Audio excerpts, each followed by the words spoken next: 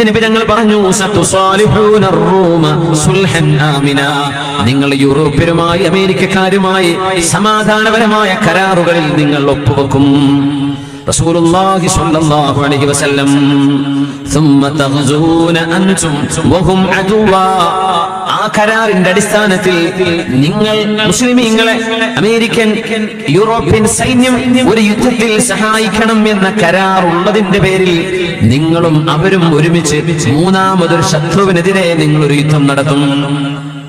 ആ ശത്രു ആരാണെന്ന് നമുക്കറിയില്ല. ആരായിരിക്കും ആ ശത്രു?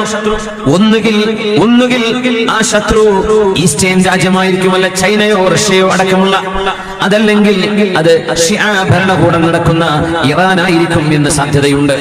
കാരണം ഷിആ ഭൂരിപക്ഷ പ്രദേശങ്ങളിൽ നിന്നാണ് മുസ്ലിം ലോകത്തിന്റെ മെജോറിറ്റിക്കെതിരെ സമാധാനത്തിന് ഭീഷണി ഉണ്ടാകുന്നത്. ഇന്നതിന്റെ ചുവകൾ കെട്ടുതുടങ്ങുന്നുണ്ട്.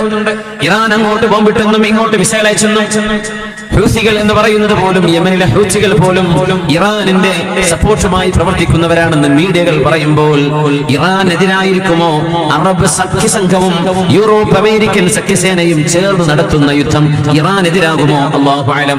അല്ലെങ്കിൽ ഇർഹാബ് എന്ന് പറയുന്ന, തീവ്രവാദം എന്ന് പറയുന്ന, തീവ്രപക്ഷക്കാരെന്ന് പറയുന്ന ഏതെങ്കിലും ഒരു സംഘങ്ങളെ ടാർഗറ്റ് ചെയ്ത് ഏതെങ്കിലും ഒരു രാജ്യത്ത് നിന്ന് തീവ്രവാദം ഉന്മൂലനം ചെയ്യാൻ അറബ് മുസ്ലിം രാജ്യങ്ങളും യൂറോപ്യൻ അമേരിക്കൻ സൈന്യവും ഒത്തുചേർന്ന് നടത്തുന്ന യുദ്ധമായിരിക്കാം.